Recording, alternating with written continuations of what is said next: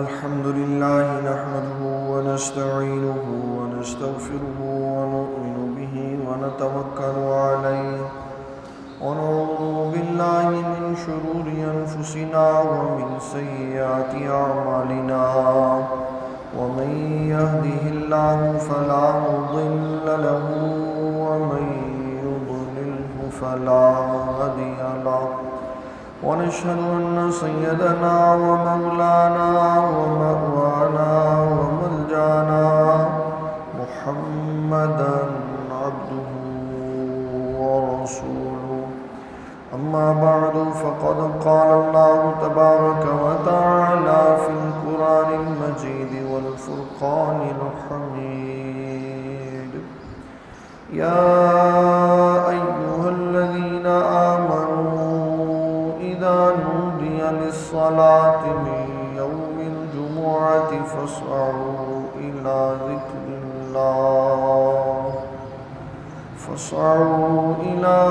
ذكر الله وذروا البيع ذلكم خير لكم إن كنتم تعلمون. صدق الله العظيم وصدق رسوله النبي الكريم الأمين، ونحن على ذلك من الشاهدين والشاكرين والحمد لله رب العالمين. قال الله تبارك وتعالى في شان حبيبه مخبرا وآمرا: إن الله وملائكته يصلون على النبي يا أيها الذين آمنوا صلوا عليه وسلموا تسليما.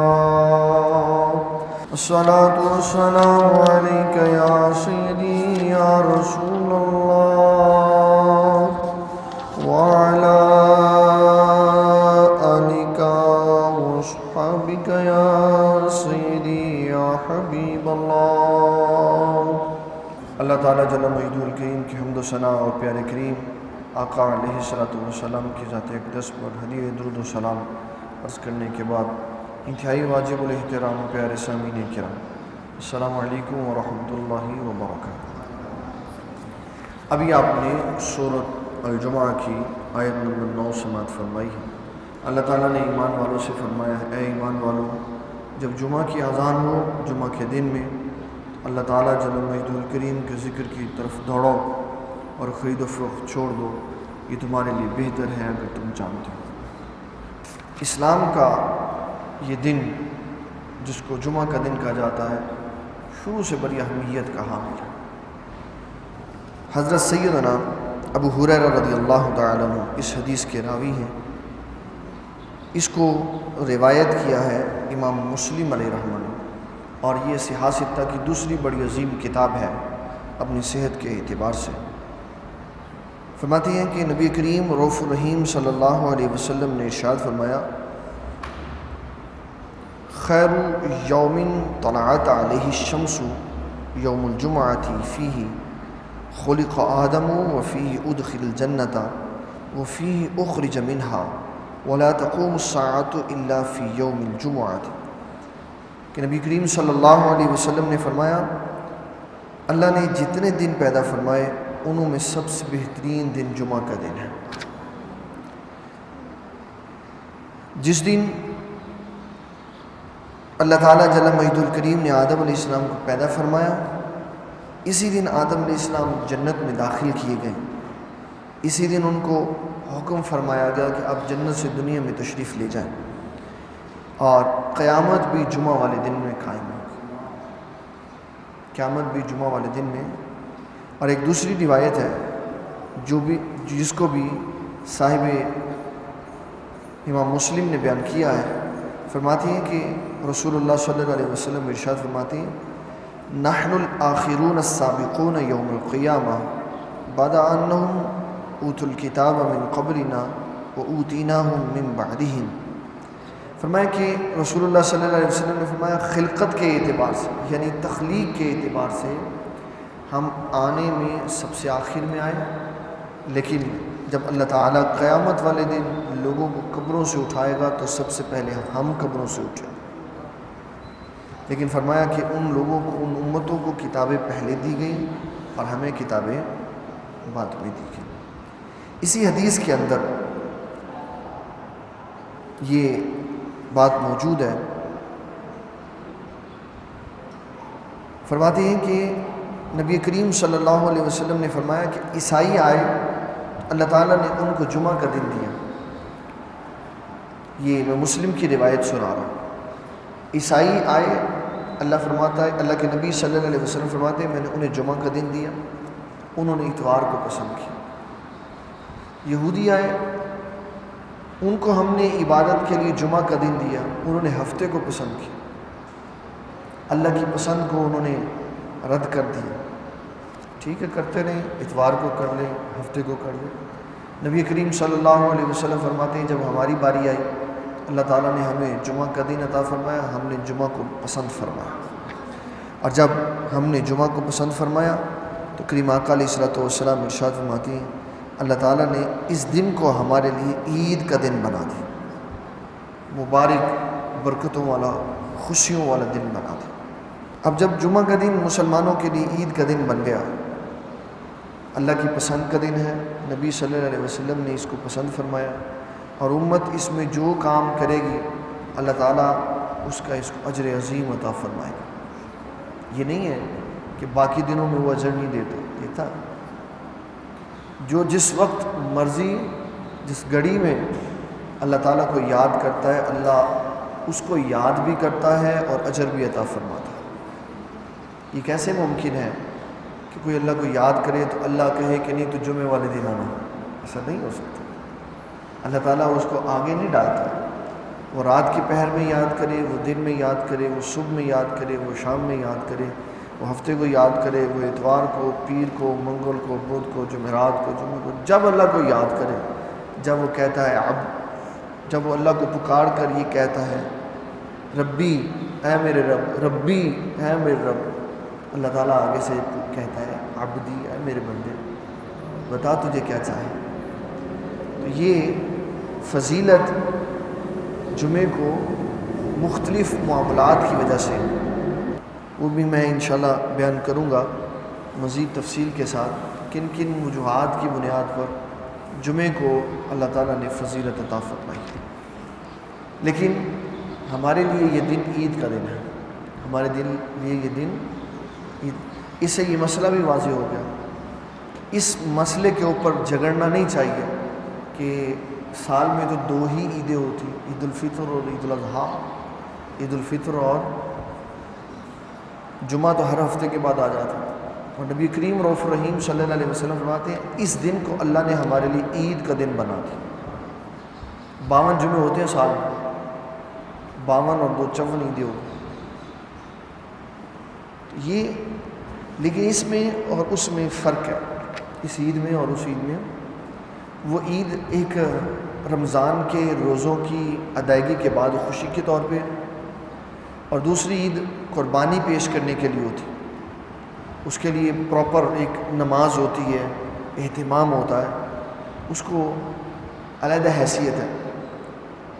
اس کو عید کہا گیا ہے برکت کے اعتبار سے کہ یہ قرب والا دن، یہ اللہ تعالیٰ جل مجدہ الکریم کی بارگاہ میں انسان کی مقبولیت کا دن ہے، اجر و ثواب کے ملنے کا دن ہے، دعاؤں کے قبول ہونے کا دن ہے۔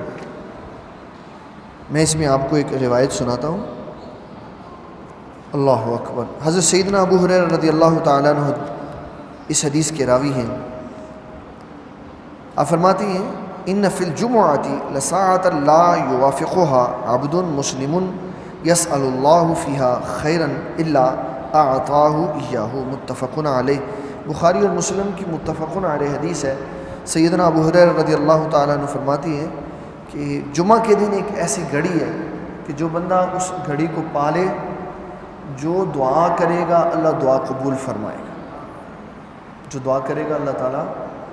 اور اس میں بڑا خوبصورت مکالمہ بھی حضرت سیدنا ابو ہریرہ رضی اللہ تعالیٰ عنہ کا اور حضرت عبداللہ بن سلام کا بڑا خوبصورت مکالمہ بھی ہے۔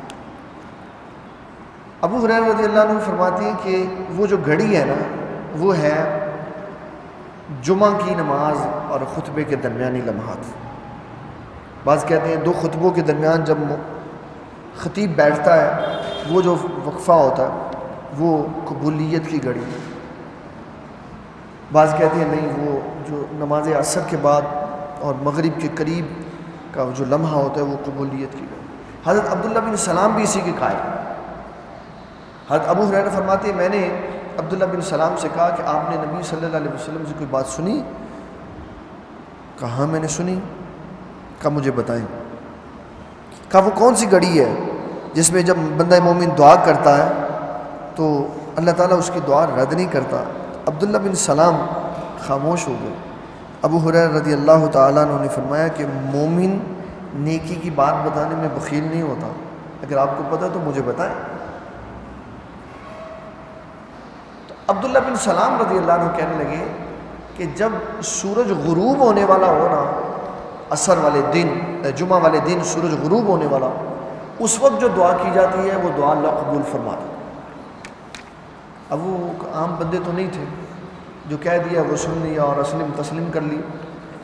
ابو ہریرہ رضی اللہ عنہ کہنے لگے عبداللہ بن سلام سے کہ میں نے تو نبی صلی اللہ علیہ وسلم سے سنا ہے کہ بندہ اس وقت اللہ کی عبادت میں مصروف ہو،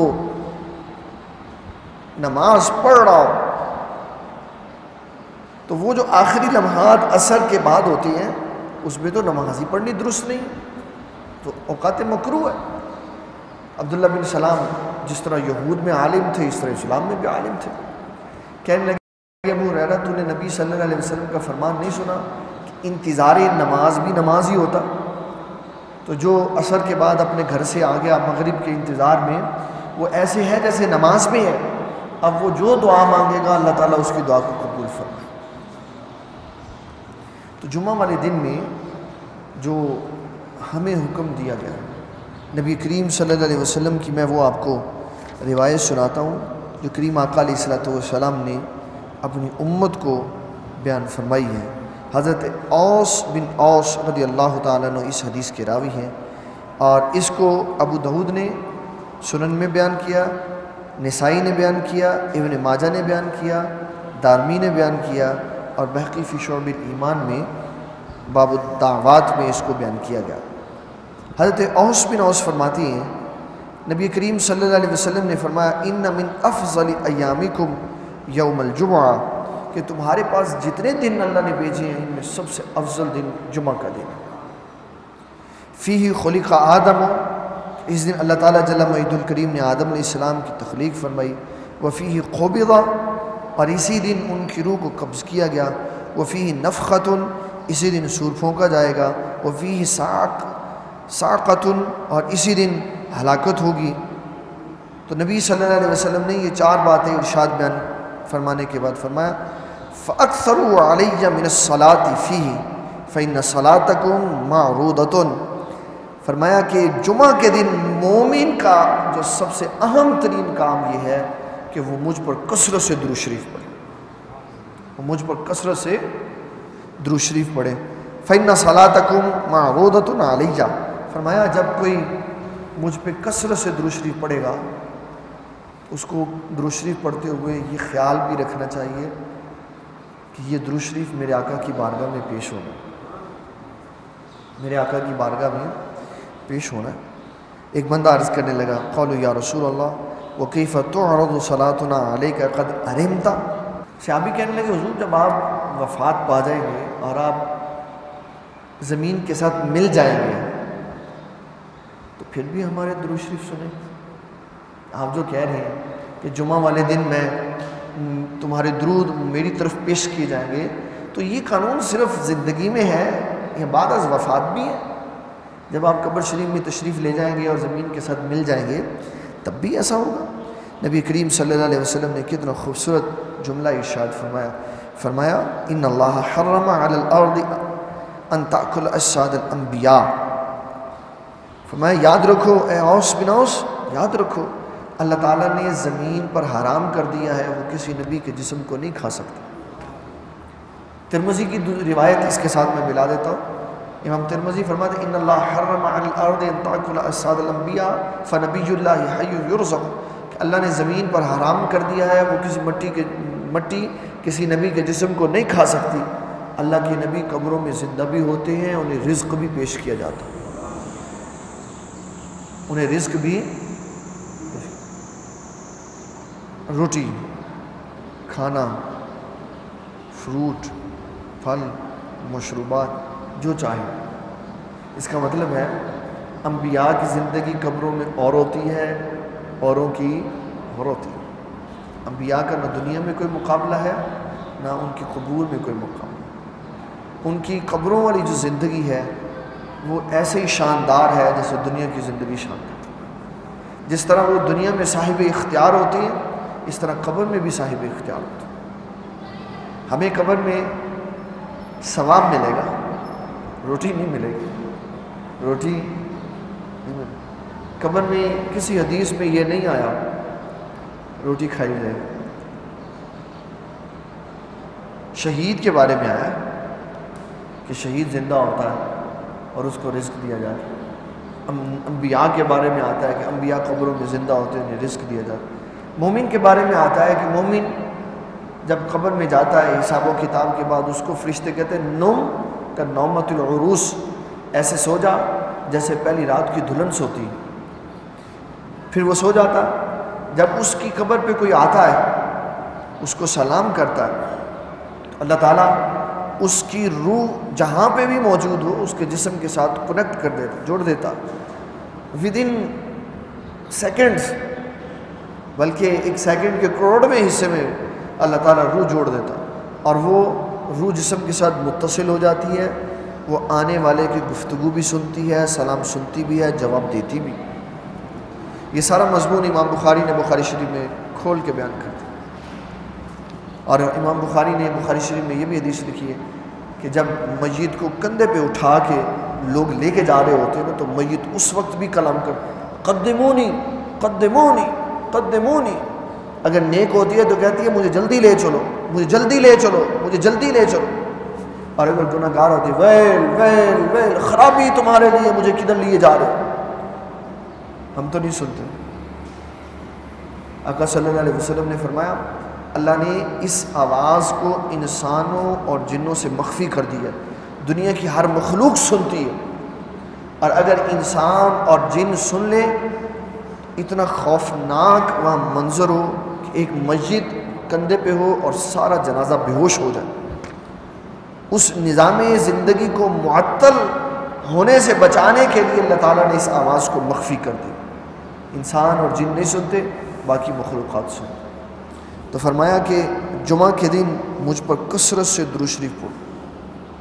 کثرت سے کوئی پابندی نہیں، کوئی پابندی نہیں ہے، جو جی چاہتا ہے وہ درود شریف پڑھو، جو جی چاہتا ہے پڑھو تو صحیح نہیں یار، یہ نہ پڑھو تو یہ پڑھو، تو یہ پڑھو تو یہ نہ پڑھو، تو جو مرضی پڑھو۔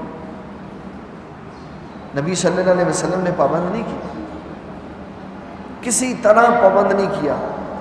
امام سخاوی نے القول البدی میں ساری احادیث اکٹھی کر کے کتب حدیث میں سے ایک جگہ رکھ دی کہ نبی صلی اللہ علیہ وسلم سے کسی صحابی نے پوچھا کہ حضور مجھے یہ تو پتہ ہے آپ پہ سلام کیسے پڑھتے ہیں، لیکن مجھے یہ بتائیں درود کیسے پڑھتے ہیں؟ تو آپ نے فرمایا یہ پڑھ لو، یہ پڑھ لو، یہ پڑھ لو، یہ پڑھ لو۔ 100 سے زائد قسموں کے درود شریف حضور صلی اللہ علیہ وسلم نے خود سکھائے، جو جی چاہتا ہے وہ پڑھ۔ اب کیونکہ ہم علمی طور پہ تھوڑے سے کمزور ہیں، ہمیں وہ بچپن میں قاری صاحب نے اللہم صلی علی محمد وعلی آل محمد کما صلیت علی ابراہیم وعلی آل ابراہیم انک حمید مجید یہ پڑھا دیا ہے۔ اب نہ ہمیں دوسرا کوئی آتا ہے، نہ ہم دوسرا سیکھنا چاہتے ہیں، اور ہماری گاڑی وہیں کی وہیں پھنسی ہوئی ہے کہ بس یہی پڑھنا ہے، اس کے علاوہ کوئی نہیں پڑھنا۔ یہ تو کہیں لکھا ہی نہیں ہوا۔ نبی صلی اللہ علیہ وسلم نے صحابہ کو خود اپنے سامنے ان کے سوال کا جواب دیتے ہوئے کئی قسم کے درود سکھائے، یہ پڑھ لو، یہ پڑھ لو، یہ پڑھ لو، یہ پڑھ لو، یہ پڑھ لو، جو جی چاہتا ہے وہ پڑھ۔ اور اگر کوئی بندہ اس کو تفصیل سے پڑھنا چاہتا، علامہ سخاوی کی قول البدی پڑھیں، علامہ سخاوی کی قول البدی پڑھیں، ابن تیمیہ کی جلال الافہام، ابن تیمیہ کے شاگرد ہیں ابن قیم الجوزی، ان کی کتاب ہے جلال الافہام، اس کو پڑھیں، اس میں ساری تفصیل لکھی ہے۔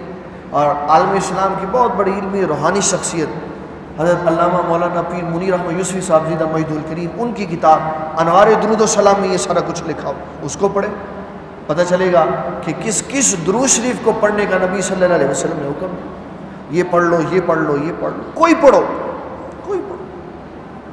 دیوبند مکتب فکر کے ایک علامہ ہیں، علامہ زکریا صاحب، انہوں نے فضائل درود شریف، فضائل اعمال میں ایک باب باندھا فضائل درود شریف، اس میں انہوں نے ایک واقعہ لکھا ہے۔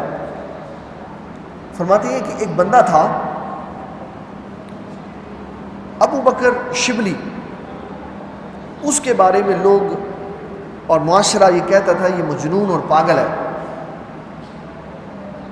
ایک دن ابو بکر مجاہد اور ابو بکر محمد آپس میں بیٹھے قرآن و حدیث پڑھ رہے تھے اور پڑھا رہے تھے۔ ایک استاد تھا، دوسرا شاگرد تھا۔ ابو بکر شبلی جو ہے درسگاہ میں داخل ہوئے، استاد گرامی نے کھڑے ہو کے ابو بکر شبلی کا استقبال کیا، شاگرد بھی کھڑے ہو گئے ساتھ۔ استاد نے صفوں سے نکال کے ابو بکر شبلی کو اپنی مسند پر بٹھایا اور پیشانی پہ بوسہ دیا۔ جب ابو بکر شبلی چلے گئے تو شاگرد نے سوال کر دیا، کہنے لگے استاد گرامی یہ بتائیں، اس کو تو سارا معاشرہ، سارا زمانہ مجنون اور پاگل کہتا ہے، تو کیا وجہ ہے آپ نے اس کی پیشانی پہ بوسہ دیا؟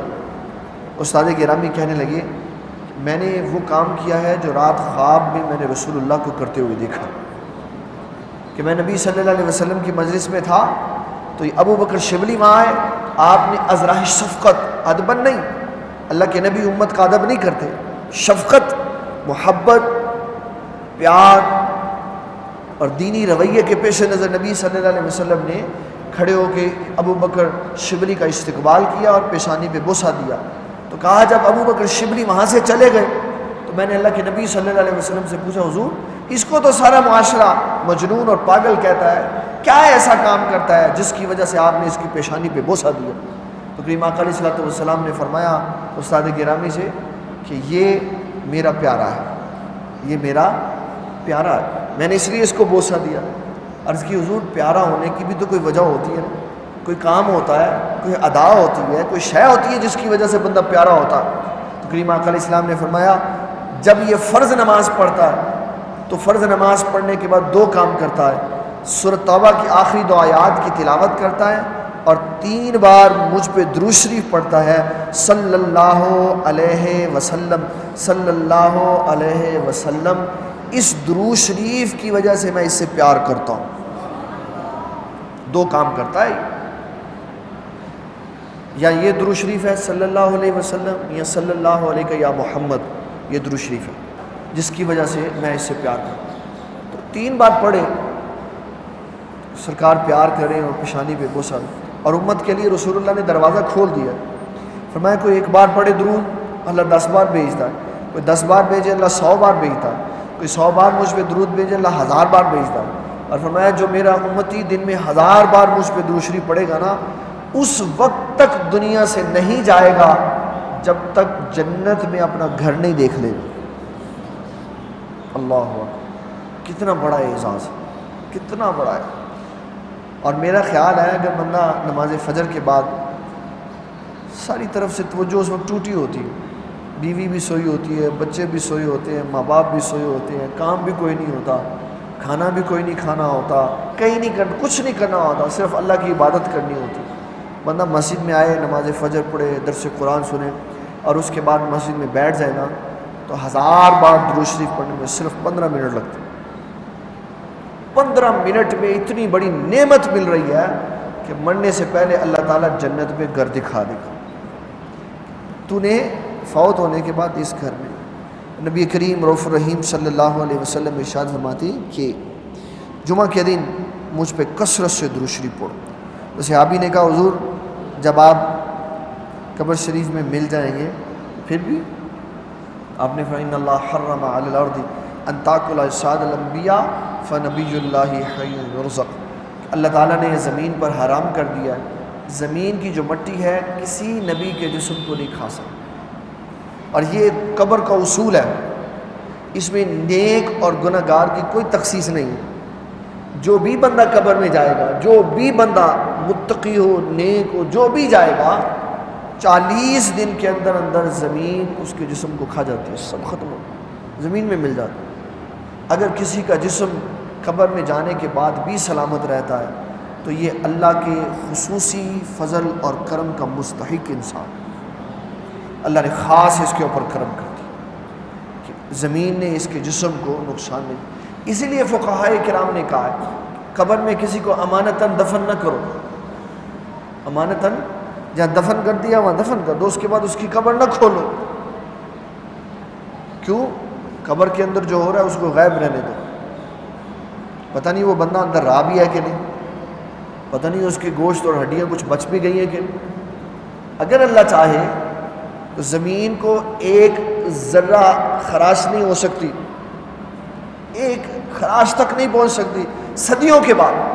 اور تاریخ میں یہ آن ریکارڈ بات ہے کہ جب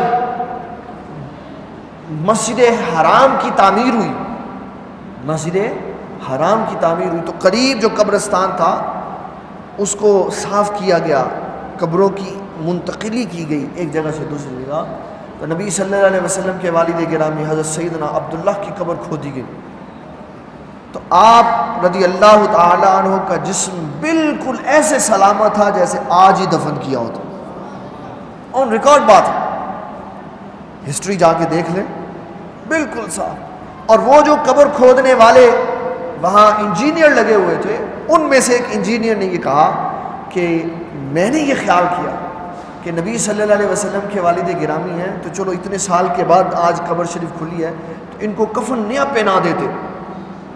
کہا اس وقت کا مارکیٹ میں جو بہترین سفید کپڑا تھا میں لے کے آیا، لیکن جب جو کفن آپ نے پہنا ہوا تھا اس کے ساتھ ملایا تو واضح فرق تھا، وہ جو پہنا ہوا تھا وہ بہت ہی اعلیٰ کپڑا تھا، اور جو لے کے آیا گیا تھا وہ اس کے سامنے انتہائی گھٹیا کپڑا لگ رہا تھا۔ تو پھر ساتھ ہی کیفیت تبدیل ہوئی کہ یار یہ مارکیٹ کا اعلیٰ کپڑا بھی اس کے ساتھ نہیں مل رہا۔ پھر کسی عالم دین سے بات پوچھی اس نے کہا کہ وہ کپڑا تھا دنیا کا، اور جو اللہ نے اپنے محبوب کے باپ کو قبر میں پہنایا ہوا تھا وہ جنتی لباس تھا، اس کے ساتھ دنیا کے کپڑے کا کیسے مقابلہ ہو سکتا۔ اگر اللہ چاہے تو مدتوں کے بعد بھی انسان اپنی قبر میں درست رہتا، لیکن یہ اس کا خاص فضل ہے، خاص فضل ہے، وگرنہ زمین کھا جاتی، جسم زمین کے اندر مل جاتا۔ اور اللہ کے نبی صلی اللہ علیہ وسلم فرما رہے ہیں اللہ تعالیٰ نے زمین پر حرام کر دیا، وہ کسی نبی کے جسم کو نہیں کھا سکتے۔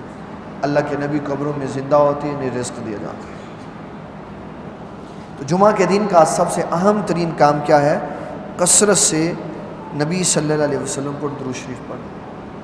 ایک روایت درود شریف کے باب میں اس طرح بھی آتی ہے کہ جو نماز جمعہ کے بعد، جمعہ والے دن عصر کی نماز کے بعد 80 بار اللہم صلی علی محمد النبی الامی وعلی آلہ وبارک وسلم یہ درود شریف پڑھے، اللہ تعالیٰ اس کے 80 سال کے گناہ معاف فرما دیتا۔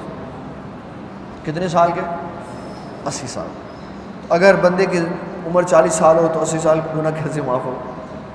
اس میں علماء کرام یہ فرماتی ہیں کہ یہ اللہ تعالیٰ کی طرف سے آپشن ہے، اگر بوڑھا آدمی اس کو پڑھے 100 سال والا تو 80 سال کے گناہ معاف، جوان پڑھے 40 سال والا تو 80 سال، 40 سال اس نے زندگی گزاری، 15 سال بلوغت کو تو 25 سال، تو باقی کتنے رہ گئے؟ 65 سال۔ تو 65 سال کی اللہ نیکیاں اس کے نامہ اعمال میں ڈال دیتا ہوں۔ یہ اس کا فرق، اس کو کوئی مشکل نہیں ہے، اس کو گناہوں کو نیکیاں بنانا اس کو کوئی مشکل نہیں، ایک لمحہ نہیں لگتا، وہ صرف دیکھتا ہے یہ دل کے آئے ہوئے خیال کو، اس کی توجہ کو، جو ہی اس کی توجہ اللہ کی طرف لگتی ہے اللہ سارا نامہ اعمال بدل کے رکھ دیتا۔ یہ میں کوئی حدیث نہیں سنا رہا، میں کوئی اپنے پلے کی بات نہیں سنا رہا، میں اللہ کا قرآن مجید سنا رہا ہوں۔ اللہ تعالیٰ فرماتا ہے الا من تاب وآمن وعمل عملا صالحا، تابا، توبہ کیا ہے؟ اظہار ندامت ہے توبہ۔ یا اللہ مجھے معاف کر دے، یا اللہ مجھے معاف کر دے، یا اللہ مجھے معاف کر دے، یہ توبہ نہیں ہے۔ یہ کہاں توبہ؟ یہ تو دن میں 70 بار کرتا ہوں۔ توبہ ہے یہ جب اس کو احساس ہو گیا نا کہ اتنی عمر گزر گئی۔ شیخ سعدی شرازی رحمۃ اللہ علیہ فرماتے ہیں، میں نے ایک دن اپنے آپ سے خطاب کیا، اے سعدی 40 سال تیری عمر گزر گئی، ابھی تک تیرے اندر سے بچپنا نہیں گیا؟ چہل سار عمر عزیزت گزشت، 40 سال کا سعدی تیری عمر گزر گئی، ابھی بھی تیرا حال بچپنوں جیسا ہے۔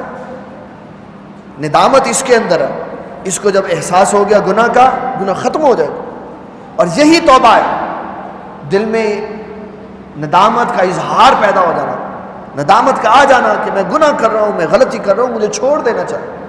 جب یہ درست ہو گیا، اس کے اندر ندامت آ گئی، اس نے کہا نہیں میں نے چھوڑ دی، کوئی لفظ نہیں منہ سے نکالا۔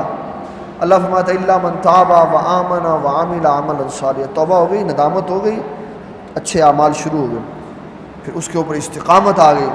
فاولئک یبدل اللہ سیئاتہم حسنات، اللہ فرماتا ہے سارے گناہ نیکیاں بنا دوں گا، سارے گناہ نیکیاں بنا دوں گا۔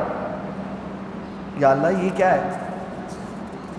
40 سال اس نے گناہ کیے تو کہہ رہا میں نیکیاں بنا دوں گا۔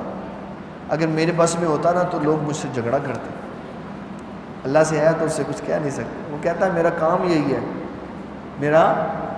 میں اس سے بڑے بڑے مجرموں کو معافی مانگنے پہ سارے گناہ معاف کر۔ بڑی واضح اس نے حدیث بیان کر دی نبی صلی اللہ علیہ وسلم۔ فرمایا نبی صلی اللہ علیہ وسلم نے، اگر کوئی بندہ اتنے گناہ لے کے آیا ہو جتنی سمندر کی جھاگ ہوتی ہے، اور ایک روایت میں اس طرح آتا ہے زمین سے لے کے آسمان تک جتنا خلا ہے، اگر کسی کے اتنے گناہ ہو اور ایک بار اللہ سے سچے دل سے توبہ کر کے معافی مانگے، اللہ ساری معاف فرما۔ اور رحیم و کریم، فضل والا ہے، کرم والا۔ جمعہ کے دن میں اپنے وقت کی قدر کرنی چاہیے۔ میں بڑی ایک خوبصورت روایت آپ کو سنانے لگا ہوں، سنیں گے تو حیران رہ جائیں گے کہ ہم اللہ اکبر کیا کرتے ہیں جمعہ کے دن میں، اور جو کچھ نہیں کرتے وہ کیا کرتے ہیں۔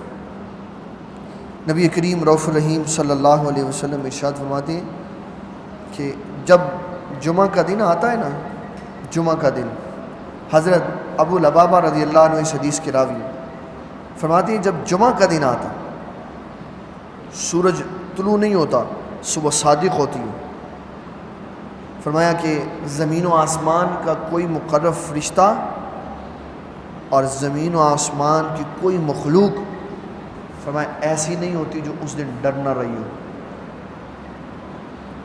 چڑیا، پرندے، چیل، کوا، کبوتر، گید، شاہین، عقاب، ساری مخلوقات، اڑنے والے پرندے، چلنے والے درندے، تیرنے والے جانور، رینگنے والے جانور، دوڑنے والے جانور، 4 پائے 2 پائے جسم کے ساتھ ساری مخلوقات، سارے جانور، چرند پرند درند، سمندری جانور، ساری مخلوقات، نبی صلی اللہ علیہ وسلم فرماتی ہیں جمعہ کے دن صبح ان کے دل ڈرے ہوتے، ان کے دل خوف میں مبتلا ہوتے، کیونکہ ان سب کو یہ پتا قیامت جمعہ والے دن آنی، قیامت جمعہ والے دن آنی، اور وہ ڈرے ہوتے ہیں کہ کیا یہی دن تو قیامت کا دن نہیں ہے۔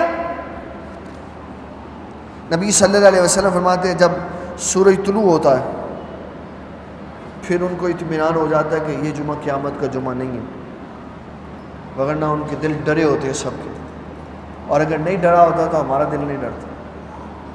ہم جمعہ کے دن بھی فجر بستر میں گزار دیتے، ہفتے کو بھی اتوار پیر منگل سارے دن بستر میں گزار دیتے، ہمیں کوئی فکر ہی نہیں۔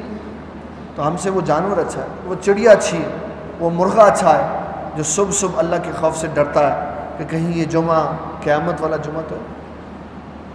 ہم اس لیے ڈرے ہوئے ہیں کہ ہمیں سارا کچھ پتہ، ہمیں پتہ اس جمعے کو قیامت نہیں آنی، نہ اگلے کو آنی، نہ اس سے اگلے کو آنی، قیامت آنی ہے اس جمعے کو جو یوم عاشور میں آئے گا، 10ویں محرم میں جو جمعہ آئے گا اس کو قیامت آنی۔ لیکن ہمیں یہ پتہ نہیں ہے کہ جس دن میرا سانس رک گیا میری قیامت اسی دن واقع ہو جائے گی، مجھے یہ نہیں پتا، اس لیے میں دھوکہ کھا کے بیٹھا ہوں۔ اگر مجھے یہ احساس ہو جائے کہ اگر میری ابھی سانس بند ہو جائے تو ابھی میرے لیے قیامت شروع ہو جائے گی، تو میں ان سے زیادہ اپنے اندر خوف اور ڈر پیدا کروں۔ میں مطمئن ہوں میں نے ابھی سالوں زندہ رہنا۔ ہمارے پروجیکٹ، ہمارے پلان، ہماری تدبیریں سالوں پہ محیط ہوتی ہیں، لیکن اس سارے پروگرام کے اندر کہیں ہم نے موت کا ذکر نہیں کیا ہوتا۔ ہمیں اللہ نے سرٹیفکیٹ دے کے بھیجا ہے، ہمیں پتہ ہے ہم نے مدتوں زندہ رہا۔ بابا یہ بے خبری ہمیں تباہی کی طرف لے کے جا رہا، اس بے خبری کو ختم کرنا چاہیے۔ ہر لمحہ شیخ شہاب الدین سہروردی رحمۃ اللہ علیہ فرماتے ہیں بہترین انسان وہ ہے، سنیں اس صوفی کی بات، سنیں اس اللہ والے کی بات، سنیں اس صاحب سلسلہ کی بات، کہ بہترین انسان وہ ہے جو گناہ کرے اور بائیں کندھے والے فرشتے کے لکھنے سے پہلے اس گناہ سے توبہ کر لے۔ وہ بہترین آدمی کہ توبہ میں جلدی کرنے والا، اور یہ توبہ میں جلدی کرنے والا اللہ کے نبی صلی اللہ علیہ وسلم کو بڑے پسند ہے۔ اور نبی کریم صلی اللہ علیہ وسلم نے فرمایا جو بندہ اللہ تعالیٰ کی بارگاہ میں توبہ کرتا ہے اللہ کو کتنی خوشی ہوتی۔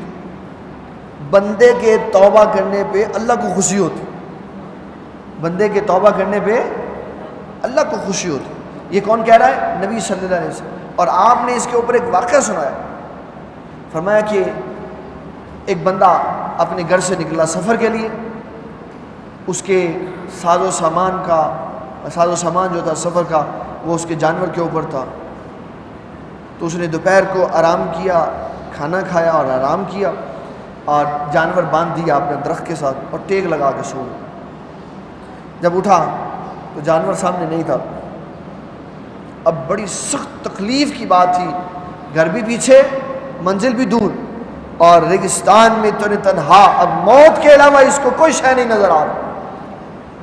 اس نے اپنے جانور کو تلاش کیا لیکن نہیں ملا، پھر مایوس ہو کے اسی جگہ آ کے بیٹھ گیا کہ اب میں موت کا انتظار کرتا ہوں۔ پھر آنکھ لگ گئی، جب دوبارہ آنکھ کھلی تو جانور سامنے کھڑا تھا۔ اتنی خوشی ملی کہ موت کے منہ سے ہو کے زندگی میں آیا، اتنی خوشی ملی، اور شکرانے کے طور پہ اللہ سے کہتا ہے اللہم انت عبدی انا ربک، یا اللہ تیرا شکر ہے، اے میرے اللہ تو میرا بندہ، میں تیرا خدا، مجھے میرا اونٹ مل گیا۔ اس کو خوشی میں یہ یاد ہی نہیں رہا کہ میں تو فکر ہی غلط بول رہا ہوں۔ اللہ سے کہتا ہے انت عبدی، اے اللہ تو میرا بندہ، وانا ربک، اور میں تیرا رب ہوں۔ نبی صلی اللہ علیہ وسلم یہ واقعہ سنانے کے بعد فرماتے ہیں اس اونٹ والے کی خوشی کی انتہا دیکھو کہ وہ بھول گیا کہ میں نے بولنا کیا ہے۔ فرمایا جب کوئی مومن سچی توبہ کر کے اللہ کی بارگاہ میں آتا ہے، اس اونٹ والے سے زیادہ اللہ کو خوشی ہوتی، اللہ کو اس سے زیادہ خوشی ہوتی۔ حالانکہ وہ بے نیاز ہے، وہ بے نیاز ہے، اس کو کسی کی کوئی پرواہ نہیں، اس کو کسی کی کوئی پرواہ نہیں، وہ صرف ایک ہی بندے کی پرواہ کرتا ہے، بس وہ صرف ایک ہی بندے کی پرواہ۔ وہ کون سا بندہ پتہ ہے؟ اللہ کا بندہ۔ وہ کون ہے؟ اللہ کا بندہ، جس کو ہم اپنے عرف میں کہتے ہیں ولی اللہ۔ نبی صلی اللہ علیہ وسلم فرما رہے، یہ بخاری کی روایت، فرمایا نبی کریم صلی اللہ علیہ وسلم نے ارشاد فرمایا کہ جب کوئی فرائض پڑھتا ہے، واجبات پڑھتا ہے، سنتیں پڑھتا ہے، اس کے بعد نفلوں کی کثرت کرتا ہے، اللہ تعالیٰ اس کو اپنا مقرب بنا لیتا ہے۔ اللہ تعالیٰ اس کو اپنا مقرب بنا لیتا ہے، اس کے ہاتھ بن جاتا ہے جس سے یہ پکڑتا ہے، اس کے پاؤں بن جاتا ہے، اللہ اس کے پاؤں بن جاتا ہے جس سے یہ چلتا ہے، اللہ تعالیٰ اس کی زبان بن جاتا ہے جس سے یہ بولتا ہے، اس کی آنکھیں بن جاتا ہے جس سے یہ دیکھتا ہے، اس کے کان بن جاتا ہے جس سے یہ سنتا ہے۔ فرمایا وَلَئِنْ سَأَلَنِي لَأُوتِيَنَّهُ، جو سوال کرتا ہے اللہ عطا فرما دیتا ہے۔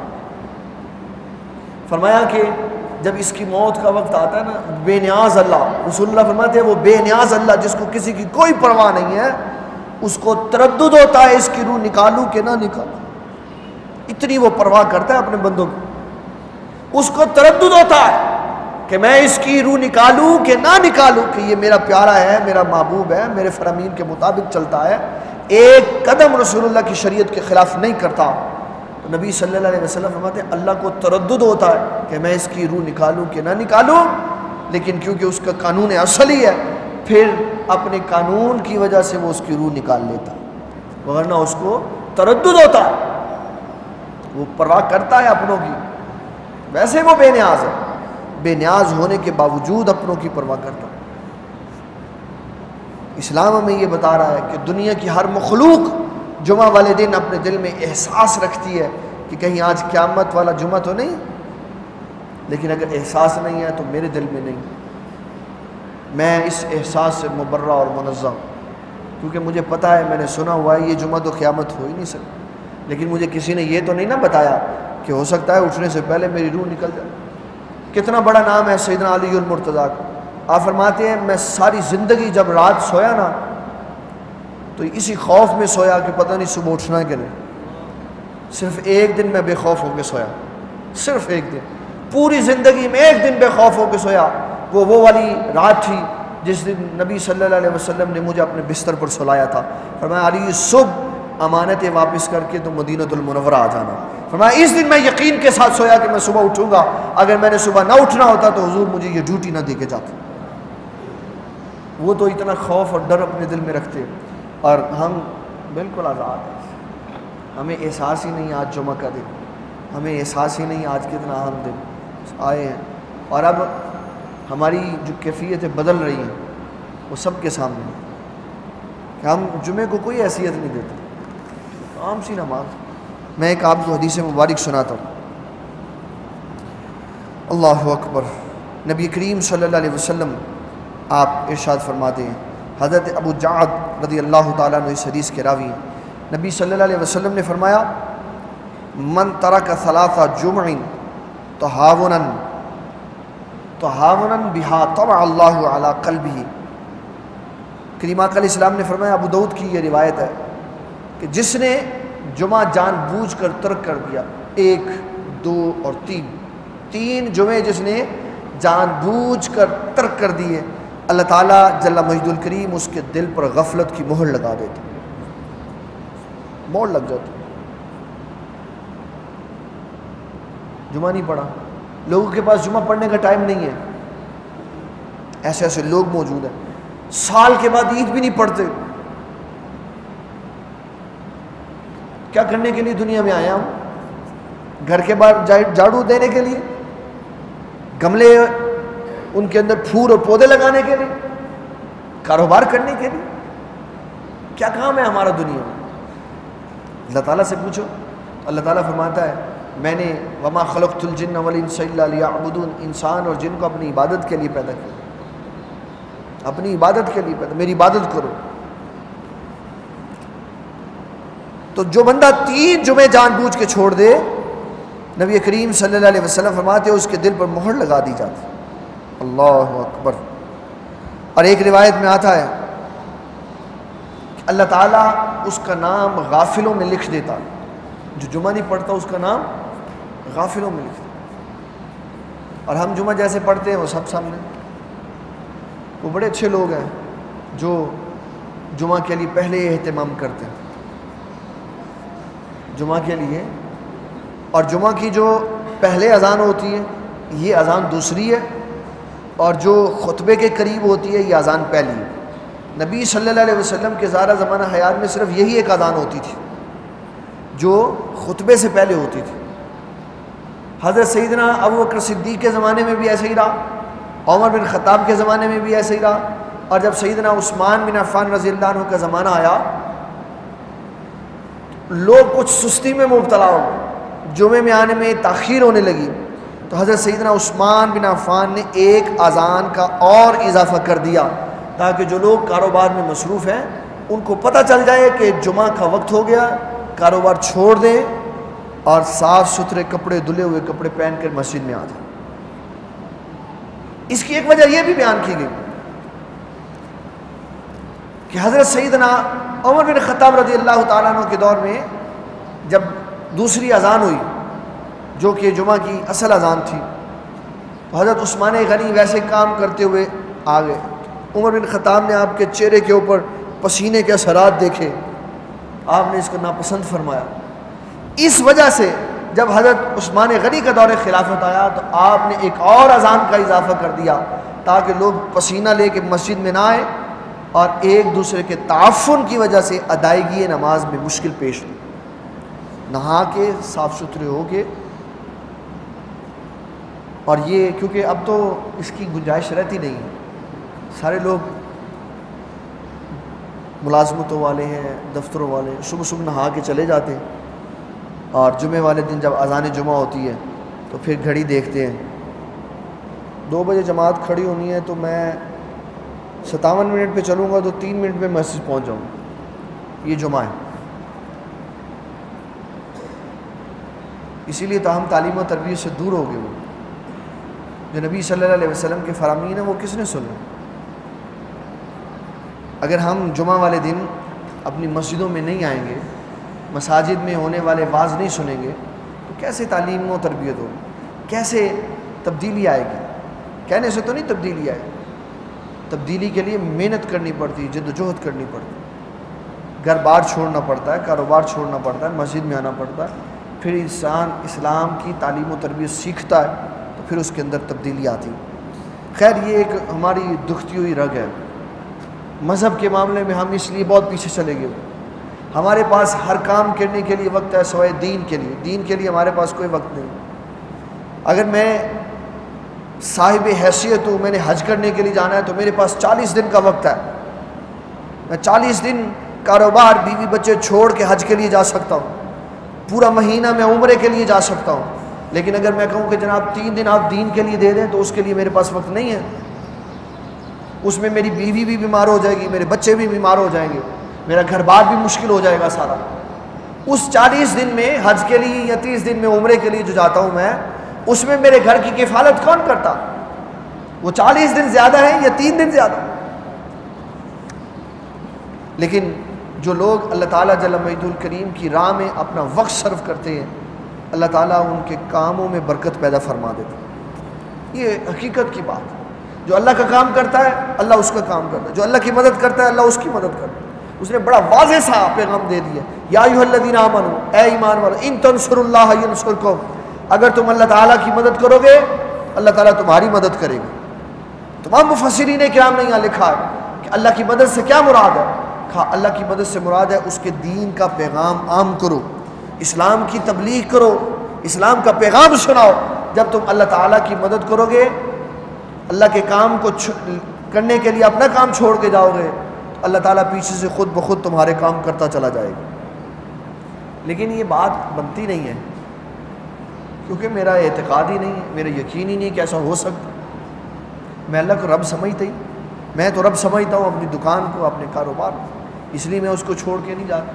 اور جو نبی صلی اللہ علیہ وسلم کے صحابہ تھے انہوں نے نبی صلی اللہ علیہ وسلم پر ہر شے وار دی ہوئی تھی. حضرت ابو بکر صدیق رضی اللہ تعالی, عمر بن خطاب, عثمان بن عفان, علی المرتضیٰ, حضرت مصعب بن عمیر, یہ جتنے صحابہ ہیں جن کا ذکر آپ پڑھ لیں, انہوں نے اپنا تن من دھن سب رسول اللہ پہ وار دیا ہوا تھا. اسلام کی خدمت کرتے تھے. اس لیے آج 1400 سال گزرنے کے بعد تاریخ میں ان کا نام روشن ہے. حضرت مصعب بن عمیر مکہ کے امیر ترین انسان تھے, مکہ کے امیر ترین انسان تھے. جب اسلام قبول کیا مصائب نے گھیر لیا, کسی شے کی پرواہ نہیں کی, صرف اللہ کے نبی کی پرواہ کی. بس گھر چھوڑ دیا, مدینہ المنورہ کی طرف ہجرت کر کے چلے گئے. غزوہ احد میں شہادت ہوئی, اور جب شہید ہوئے تو پہننے کے لیے کفن موجود نہیں تھا. دین اسلام کے لیے ہر شے چھوڑ دی. 2 چادریں نبی صلی اللہ علیہ وسلم کے پاس آئیں آپ کے چچا حضرت حمزہ کے لیے.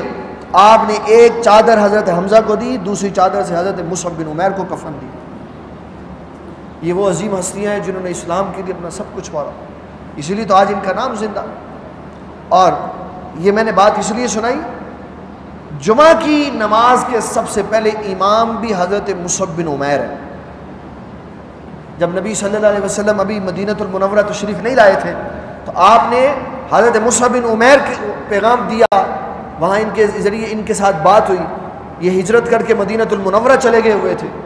آپ نے پوچھا بتاؤ وہاں کیا پروگرام ہوتا؟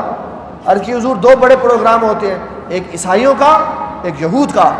عیسائی اتوار والے دن پروگرام کرتے ہیں، یہودی ہفتے والے دن پروگرام کرتے ہیں.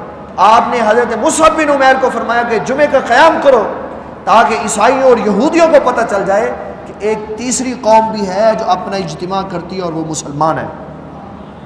اصل بنیادی طور پر جمعے کے اجتماع کی جو وجہ ہے وہ پوری دنیا کو مسلمانوں کی پاور شو کرنا ہے، اور یہ ہماری پاور ہے، سب سامنے ہے نا. اس جمعے کے قیام کی وجہ یہ تھی کہ یہود و نصارہ کو، عالمی برادری کو یہ بتانا ہے کہ مسلمان تعداد میں کم نہیں ہے، ان کے حقوق کا تحفظ لازمی، کوئی ان کے اوپر ظلم نہ کر سکے. لیکن آج ہم نے اپنی تعداد کو خود ہی ختم کر دیا. 2-2 4-4 مرلوں کی مسجدوں میں ہم اپنے جمعے کا قیام کر لیتے ہیں. اصولی اور بنیادی طور پر جمعہ مسجد میں نہیں پڑھنا چاہیے. جمعے کے لیے بڑی گراؤنڈ کا اہتمام ہو جہاں ہزاروں کی تعداد کا جمع غفیر ہو، اور جب لوگ اس کو دیکھیں تو ان کے دل پہ دہشت طاری ہو کہ اتنے مسلمان ہیں، تاکہ مسلمانوں کی عزت مال جان کی طرف کوئی نگاہ نہ کر کے دیکھ سکے. ہم کیونکہ اسلامی ملک ہیں، سارا اسلام ہمارا اپنا ہے اور ہمیں اپنے حقوق کا پتہ نہیں ہے، اس لیے ہم جو چاہیں وہ کر سکتے ہیں. مسجدوں میں ہم جمعے پڑھتے ہیں. جمعے کی بنیادی غرض جو ہے وہ جمع غفیر ہے، اجتماع. باہر نکل کے پڑھو، ساری مسجدیں ایریے کی اکٹھی ہو جائیں ایک جگہ، وہاں جمعے کا قیام ہو، پتہ چلے مسلمانوں کا کوئی اجتماع ہوا. یہی بنیاد تھی کہ آپ نے حضرت مصعب بن عمیر کو اجتماع کرنے کا کہا، اور پہلی جمعہ کی جماعت حضرت مصعب بن عمیر نے کروائی تھی. یہ پہلے امام کے جمعہ کی نماز کے امام ہیں جنہوں نے مدینہ المنورہ میں جمعہ کا قیام کیا. جب نبی صلی اللہ علیہ وسلم آئے تو پھر آپ نے بنو سلمہ کی قبیلے کی جو مسجد تھی اس میں پہلا جمعہ پڑھا، جہاں مسجد جمعہ تعمیر کر دی گئی. تو جمعے میں لوگوں کا جوق در جوق آنا اور سارے کام چھوڑ دینا یہ اس لیے ہے تاکہ اللہ کا فضل تلاش کیا جائے، اللہ کا ذکر کیا جائے. اللہ تعالیٰ نے جو قرآن مجید میں بات ارشاد فرمائی، نودی للصلاۃ من یوم الجمعۃ فاسعوا الی ذکر اللہ، اللہ کے ذکر کی طرف دوڑ، وذروا البیع، اور کاروبار چھوڑ دو. اور میں نے دیکھا نہیں ہے کیونکہ میں تو جمعہ پڑھانے میں مصروف ہوتا ہوں، سنا ہے میں نے لوگوں سے یہ کہ مارکیٹوں میں لوگ بڑی ٹیکنیک استعمال کرتے ہیں. اگر کوئی بھائی، 2 بھائی ایک دکان میں موجود ہیں، کسی بھی دکان میں، تو انہوں نے مسجدیں دیکھی ہوئی ہیں، ایک کو 12 بجے والی 1 بجے والی میں بھیج دیتے ہیں، ایک کو 2 بجے والی میں بھیج دیتے ہیں. اس کا بھی جمعہ ہو گیا، اس کا بھی جمعہ ہو گیا، تو دکان تو بند ہوئی نا. وذر البیع کدھر ہے؟ وذر البیع، کاروبار چھوڑ دو، وہ کدھر ہے؟ وہ تو کہیں نہیں ہوا، وہ تو کہیں پہ بھی نہیں ہوا. جو بنیادی مقصد تھا کہ کام چھوڑ دو اور اللہ کی عبادت کے لیے آؤ، اور جب پھر جمعہ پڑھ چکو پھر دوبارہ کاموں پہ جاؤ تو اللہ تعالیٰ اپنے فضل کے دروازے کھول دے گا. وذر البیع تو ہوا ہی نہیں. اور جو جمعہ کی نماز کے دوران دکان کھلی رہتی ہے، فقہائے کرام فرماتی ہیں وذر البیع کی وجہ سے وہ جتنا کاروبار کرتے ہیں وہ سارا پیسہ حرام کے زمرہ میں چلا گیا. دکان بند کر دینی چاہیے. رات کو بھی تو دکان بند کر دیتے ہیں نا، کہ نہیں کرتے؟ جمعہ کے آدھے گھنٹے کے لیے بند کر دو، سارے بھائی ایک ہی مسجد میں جا کے نماز پڑھو، تاکہ یہ ثبوت دو کہ ہم اللہ تعالیٰ کی بات ماننے والے. جمعہ یہ مومنوں کے لیے، مسلمانوں کے لیے عید کا دن ہے. جمعہ کس کا دن ہے؟ عید کا دن ہے. نبی صلی اللہ علیہ وسلم فرماتے ہیں اس دن کثرت سے مجھ پہ درود شریف پڑھا کرو، تمہارے اعمال پیش ہوتے ہیں، تمہارے اعمال پیش ہوتے ہیں. جب ہمارے اعمال پیش ہوں گے تو سارے بڑے بڑے چوٹی کے گناہ اس کے اندر لکھے ہوں. اگر مومن یہ سمجھ لینا کہ میرے اعمال میرے آقا کی بارگاہ میں پیش ہوتے ہیں، اس کے دل کے اندر سے گناہ کی ساری لذتیں باہر نکلیں. علامہ اقبال نے اسی لیے تو رونا رویا نا، تو غنی ازہر دو عالم من فقیر. اللہ کی بارگاہ میں کہتے ہیں یا اللہ تو غنی ہے، میں فقیر ہوں، قیامت والے دن مجھے معاف فرما دینا اور حضور کی بارگاہ میں پیش نہ کرنا کہ میرا جو چہرہ ہے، میرا جو حلیہ ہے، میرا جو کردار ہے، میرے جو اعمال ہے وہ اس قابل نہیں ہے کہ میں حضور کا سامنا کر سکوں. تو اللہ تعالیٰ جل مجید الکریم نے یہ دن ہمیں اس لیے دیا تاکہ ہم اس دن میں اللہ تعالیٰ کی عبادت کریں، اور جو دعا انسان جمعہ والے دن کرتا ہے اللہ تعالیٰ جل مجید الکریم اس نے ہمیں یہ اپنے محبوب کے ذریعے سے بات سمجھائی ہے کہ اس دن میں ایک گھڑی ایسی ہوتی ہے جو دو خطبوں کے درمیان میں آتی ہے۔ بسا اوقات اقوال مفسرین و محدثین نماز عصر کے بعد نماز مغرب ابتدا تک جو وقت ہوتا ہے وہ گھڑی ہوتی ہے، بعضوں کے نزدیک صبح سورج طلوع ہونے سے سورج کے چڑھنے تک جو گھڑی ہوتی ہے یہ وہ گھڑی ہوتی ہے جس میں اللہ تعالیٰ دعائیں قبول فرماتا۔ تو یہ بڑی قیمتی گھڑیاں ہیں، بڑا قیمتی دن ہے، اس میں ہمیں اپنی زندگی کو نبی صلی اللہ علیہ وسلم کے اوپر درود شریف پڑھنے میں گزارنا چاہیے تاکہ ہماری دنیا بھی سنور سکے، آخرت بھی سنور سکے۔ اللہ تعالیٰ ہماری حاضری قبول و منظور فرمائے۔ وما علینا الا البلاغ۔